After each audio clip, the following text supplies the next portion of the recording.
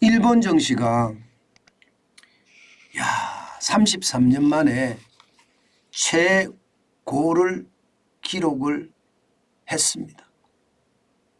5월 19일 기준으로 니케이 마감 지수가요 3808로 마감했어요. 와, 대단하죠. 3808이면요 일본 경제가 거품에 쌓여 있을 때가 1990년대거든요. 1990년대. 지금 1990년대하고 거의 비슷해졌습니다. 보세요. 1989년 12월 29일 날 38,130을 기록을 한 적이 있거든요. 지금 그때만큼 올라간 거예요. 그때만큼. 이것을 보면서요. 시장에서는요. 일본 경제가 미쳤다 이렇게 분석합니다. 일본 경제가 묻혔다. 이게 그동안 말입니다. 잃어버린 10년이니 잃어버린 20년이니 잃어버린 30년이니 이런 이야기가 아주 굉장히 자주 나왔고요. 여기에다가 일본식 불황이라는 게 전 세계적으로 알려졌을 정도입니다. 일본식 불황이라는 게 디플레이션이거든요. 저성장의 저물가 최악이죠. 일본도 지난 30년 동안 이 저성장의 저물가를 해결하기 위해서 말입니다. 온갖 정책을 다 썼습니다. 그런데 그 온갖 정책이 사실 시장에 미치지 않았습니다. 다시 말해서 디플레이션 상황 하에서는 백약이 무효다. 이렇게까지 이야기할 정도로 정책이 먹히지 않았던 거죠. 그런데 지금 일본은요. 1990년 8월 이후 지금 33년 만에 최고치를 기록하고 있는 거예요. 3808까지 올라갔으니까 말입니다. 심지어 말입니다. 여러분 이 정도까지 올라갔다는 것은 놀라운 일이라고 시장에서도 지금 평가하고 있는 겁니다. 그러면 왜 일본 경제가 이렇게 무섭게 부활을 할까? 이유는 간단합니다. 실적이죠. 실적. 실적입니다. 저는 다른 거 볼 거 없습니다. 실적이 가장 핵심이라고 생각을 해요. 실제 말입니다. 일본 기업들의 실적은요. 지금 전년 대비해 보면 순이익이 2% 늘었다. 이렇게 이야기합니다. 2% 늘었다. 순이익이. 3년 연속 최고이익을 달성할 것으로 전망한다. 이렇게 이야기합니다. 우리나라는 지금 작년 대비 올해가 영업이익률이 적게 떨어지면 30% 40%는 그냥 우습게 떨어지잖아요. 순이익도 마찬가지거든요. 대기업이든 아니면 중소기업이든 중견기업이든 다 하나같이 말입니다. 순이익이 급전직하를 하고 있는데 일본은 지금 반대인 거예요. 일본은. 지금 일본은요. 어떻게 생각하면 이 코로나 위기를 잘 견뎠다. 그 대표적인 게 말입니다. 금리를 마이너스 0.1%로 계속 유지했다는 것. 이게 더 내리지도 않고요. 더 올리지도 않고 마이너스 0.1%를 계속 유지하면서 말입니다. 이게 환율이 쭉쭉쭉쭉쭉쭉 올라가는데도 불구하고 놔뒀습니다. 놔뒀습니다. 이런 것이 말입니다. 시장 전체에 영향을 미칠 수밖에 없었다. 이렇게 이야기합니다.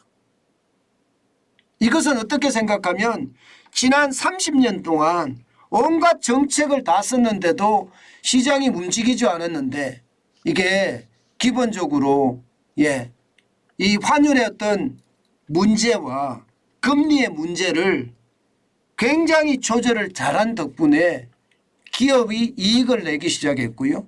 기업의 이익이 한 해만 난 것이 아니라 벌써 3년 연속해서 순이익이 증가한다는 것은 일본 경제의 부활을 완전히 이야기한다. 이렇게 이야기합니다. 심지어 말입니다. 제조업도 순이익이 늘었지만 비제조업의 순이익은 14%나 늘었다고 합니다. 14%. 여러분 지금 제가 엔달러 환율 추이를 보여드리고 있거든요. 2022년 10월 20일에 달러당 150.14 위안까지 올라갔어요. 와, 이거는요 여러분 역대급입니다.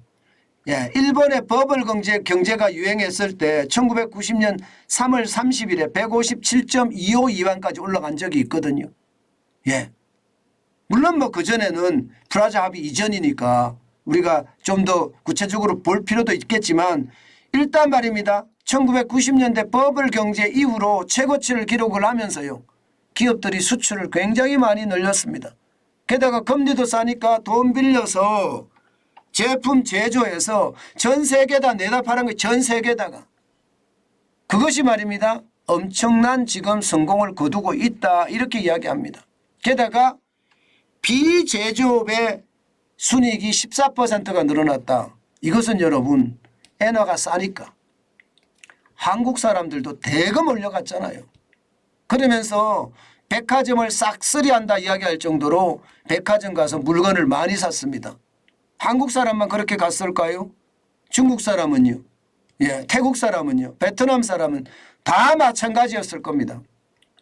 그러니 비제조업의 순이익이 14%가 증가하는 그런 기함을 토했죠. 결국 일본 경제는 지금 현재 굉장히 빠르게 부활한다 이런 얘기가 나오는 겁니다. 게다가 반도체에 대한 투자 또 굉장히 넘치고 있습니다. 대만의 TSMC라든가 미국의 어떤 마이크론이라든가 대한민국의 삼성전자라든가 전부 다 일본의 투자 이런 얘기가 나오잖아요. 지금 현재까지 말입니다. 반도체에 대한 투자만 20조가 넘어서고 있습니다. 심지어 투자까지 들어오는 거예요. 일본에는 그러면 지금 3박자 4박자가 동시에 맞아떨어지는 겁니다.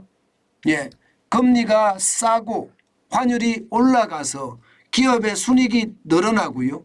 순이익이 늘어나니까 일자리가 더 많이 만들어지면서 지금 해외의 어떤 많은 기업들의 어떤 관심을 받게 되고요. 그게 일본에 대한 투자로 이어지면서 일본 경제가 부활하고 있다. 이렇게 이야기하고 있는 겁니다. 여러분, 저는 이 일본 경제의 부활 진짜 굉장히 무섭게 좀 보고 있습니다. 굉장히 무섭게 보고 있어요. 지금 일본 경제의 부활은 어쩌면 말입니다. 신냉전 체제의 틀 안에서요. 일본 경제가 중국의 자리를 먼저 깨차고 있다 이런 생각이 들거든요. 중국의 자리를. 신냉전 체제가 되면서 중국이 수출을 하고 싶어도 어떠한 국가 보안에 대한 이유로 수출을 퇴짜를 맞는데 이 퇴짜를 맞는 자리에 일본 제품들이 계속 들어간다는 거. 일본 제품들이. 대한민국 제품들이 들어가고 싶기는 하나 이게 가격 경쟁력도 품질 경쟁력도 떨어진다는 이야기예요. 원달러 환율이 지금 우리도 높긴 높지만 엔달러 환율보다는 낮다는 겁니다. 그런 차원에서 보면 일본의 부활은 굉장히 무섭죠. 제가 그래서 무섭게 부활한다는 표현을 쓴 거고요. 더 심각한 것은 이거 한번 보세요. 성장률. 지금 말입니다. 작년 4분기 나쁘다 해도 일본은 0% 성장했습니다. 대한민국은 마이너스 0.4% 성장했죠. 일본에 뒤졌습니다. 그리고 올 1분기는 일본은 0.4% 성장했습니다. 대한민국은 0.3% 성장하는 데 그쳤습니다. 일본보다 성장률이 더 떨어졌습니다. 이것을 보면서 말입니다. 시장에 엄청난 위협이 지금 점점 몰려오고 있다. 이런 생각하게 됩니다. 여러분,